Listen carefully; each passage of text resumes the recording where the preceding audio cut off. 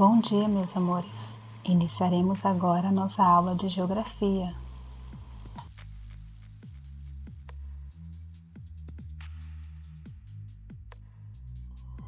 Enxergar para planejar.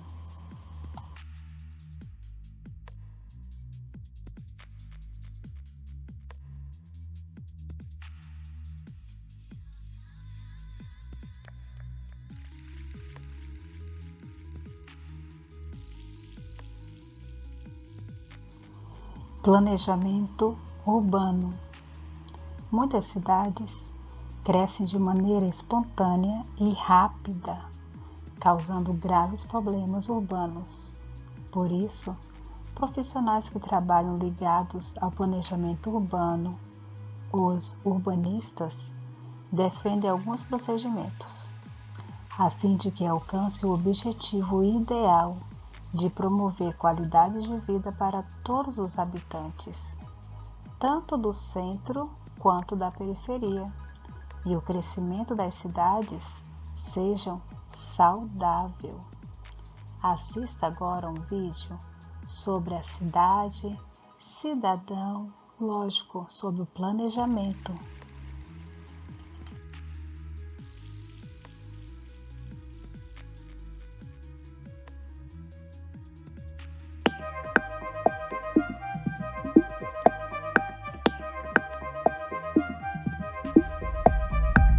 A cidade é a melhor invenção da humanidade. Como ela se constrói e como ela funciona influenciam diretamente na vida das pessoas. Planejar a cidade é pensar, principalmente na qualidade de vida das pessoas. No último século, as cidades brasileiras cresceram muito rápido. E na maioria delas, as pessoas foram construindo seus espaços sem pensar que estavam construindo também a cidade. Aí, a falta de planejamento vira falta de saneamento, de mobilidade e de segurança. Vira puxadinho, gato na rede elétrica, degradação do meio ambiente, gambiarra e cheiro de podre. Vira falta de moradia, falta de água e falta de respeito para todo lado. E ainda assim, a cidade tem que continuar. Só que a cidade não pode ser baseada na falta, justamente na falta que o bom planejamento faz. A forma como as cidades são planejadas e se desenvolvem mudou bastante nos últimos 50 anos. Aprendemos que o planejamento não pode ser tão rígido, porque as cidades mudam, assim como mudam os usos que fazemos delas. Então, o planejamento tem que ser capaz de acolher os movimentos das cidades. Oficialmente, quem planeja a cidade é a prefeitura. O prefeito e os vereadores são escolhidos pelas pessoas, para que eles as representem nas decisões sobre a cidade e para que formalizem as legislações, como o plano diretor, as leis de parcelamento do solo e de zoneamento, a partir das necessidades e desejos das pessoas e do conhecimento dos especialistas das cidades. O planejamento básico da cidade começa pelo sistema de água, esgoto e drenagem, desenho das ruas e calçadas e implantação da rede elétrica de comunicação. São as chamadas infraestruturas urbanas. É bom ter presente que toda e qualquer ação de infraestrutura da cidade tem seus custos, e que estes custos são pagos por nós, cidadãos. São os impostos recolhidos que financiam as melhorias para a cidade. Os problemas da cidade podem e devem ser pensados e resolvidos pelo Estado, pela iniciativa privada e pela sociedade. Para muitos dos problemas, a melhor solução vem do maior envolvimento das pessoas.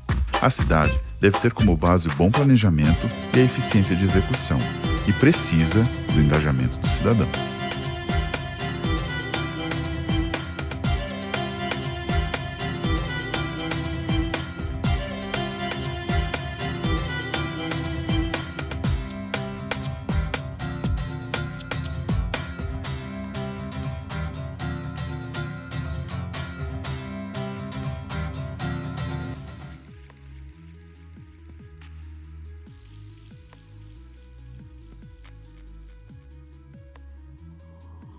Satélites enxergando a Terra. Segundo estimativas da Força Aérea Estadunidense, nada menos que 2.783 satélites artificiais orbitam ao redor da Terra, executam as mais diversas funções. Alguns possibilitam transmissões globais de TV e ajudam na previsão do tempo. Outros efetuam chamadas eletrônicas, telefônicas. A maior parte dos modelos restantes se divide entre funções militares e científicas, ou seja, monitoramento das atividades relacionadas ao uso do solo, como o desmatamento, agropecuária e crescimento das cidades. Dessa forma, é possível enxergar a superfície da Terra em uma visão vertical e fazer o uso dessas imagens no planejamento urbano e na elaboração de mapas. Veja o exemplo na imagem a seguir. O exemplo 1 resulta no exemplo 2, imagem 1 e imagem 2.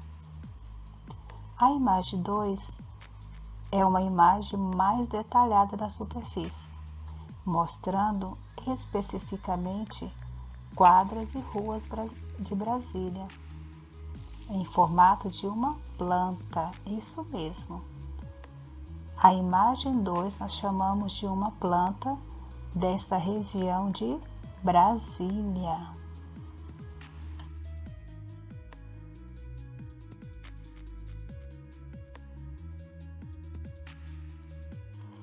Ainda na página 98, temos duas perguntas. Que elementos naturais e humanizados podem ser identificados nas imagens de Brasília obtidas por meio do satélite, a imagem 1? Por essa imagem, nós podemos observar o lago, áreas com vegetação, nós podemos ver vegetações rasteiras, dá para visualizar a divisão das ruas, alguns prédios urbanos e o formato da cidade, conforme ela foi planejada. Já na questão 2, diz: que diferença há entre a imagem 1 e a imagem 2? O que você acha? A imagem 2 mostra apenas as ruas e as quadras, destacando o lago e algumas áreas verdes como elementos naturais, pois o enfoque da imagem é a organização urbana dos lotes e das ruas. Este mapa facilita a visualização da organização das ruas e dos lotes que se fazem presente naquela região.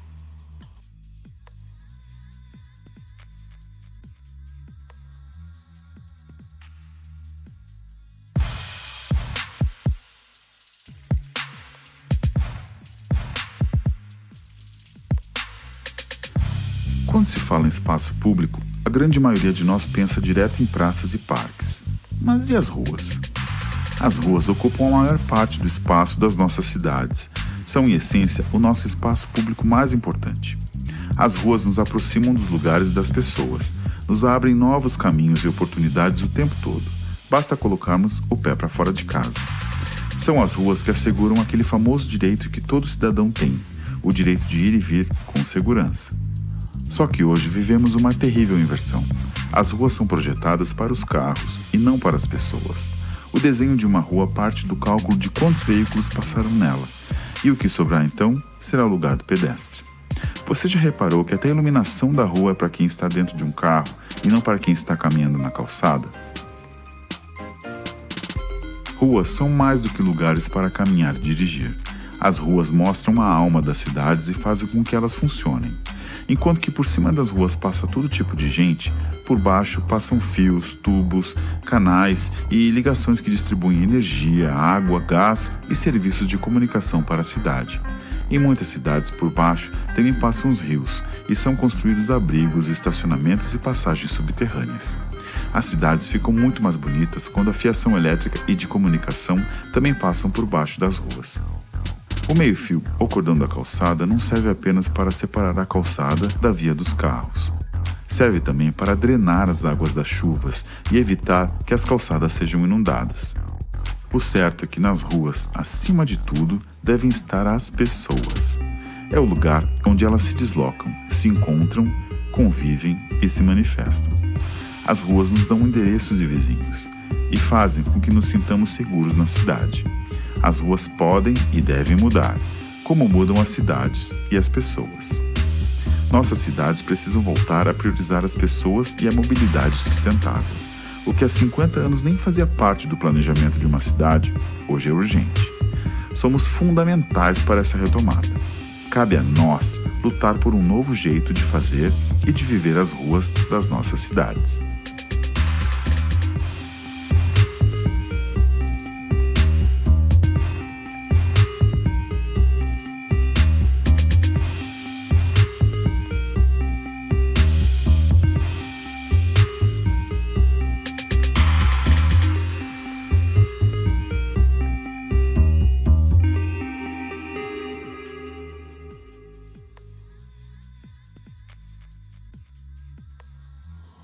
Você assistiu um vídeo que estava destacando as ruas de uma cidade e as suas funções e objetivos. Veja só essa imagem aqui da nossa cidade de Itabuna, uma imagem por satélite. Nós conseguimos visualizar as ruas e como elas são divididas. Nós conseguimos enxergar o rio, a ponte. Conforme o programa que você utilizar para enxergar uma cidade, um lugar por satélite, você consegue aproximar de tal forma que até a cor da casa, o número da casa, você consegue visualizar. Que coisa interessante! Vamos aproveitar a tecnologia, o que ela nos oferece, para que nós possamos enriquecer o nosso conhecimento. Então, vai a dica. Busque na internet programas que você consegue visualizar cidades por via satélite e tire toda a sua curiosidade.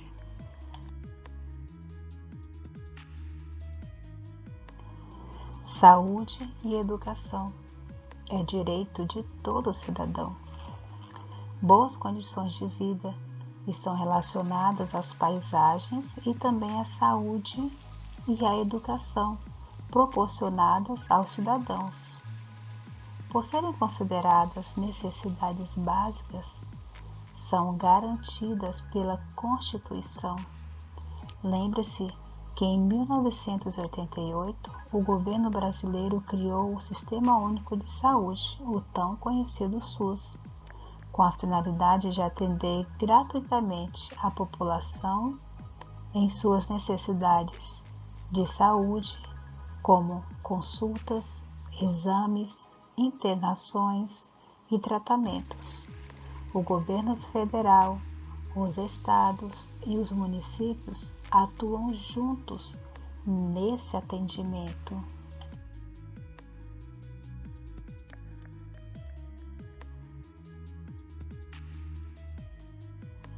Segundo o Ministério de Saúde, é tarefa do SUS promover, proteger e recuperar a saúde, garantindo orientação qualificada e contínua aos cidadãos, aos indivíduos. Aqui na página 106 tem uma pergunta que diz o seguinte: o que é o SUS e qual a sua finalidade?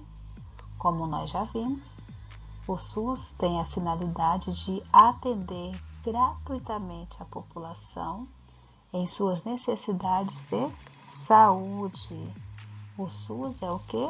É o Sistema Único de Saúde.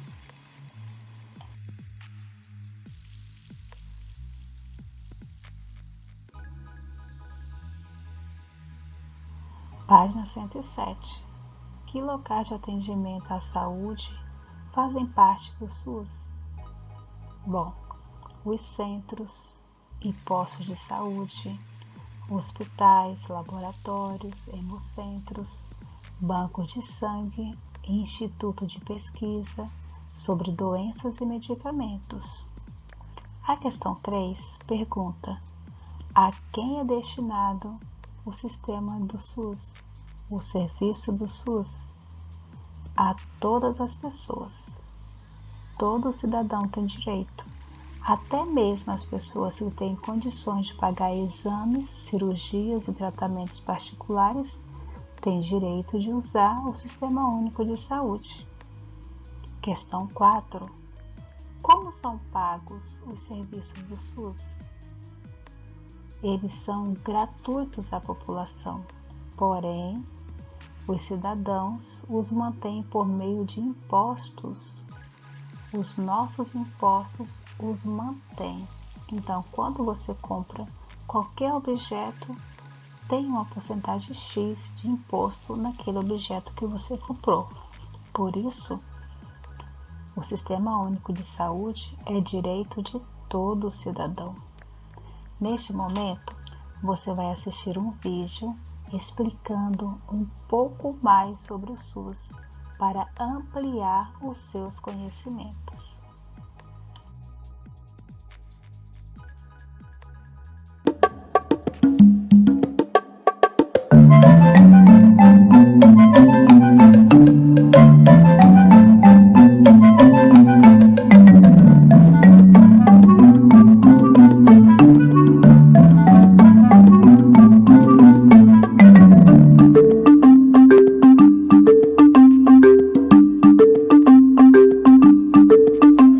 Essa fila é um absurdo, né? Na minha época não era assim. As pessoas eram tratadas com respeito. Eu vou ter que discordar do senhor. Antes da criação do SUS, na Constituição de 1988, era muito pior. As pessoas só tinham atendimento se pagassem por um médico particular ou se fossem asseguradas pelo INPS.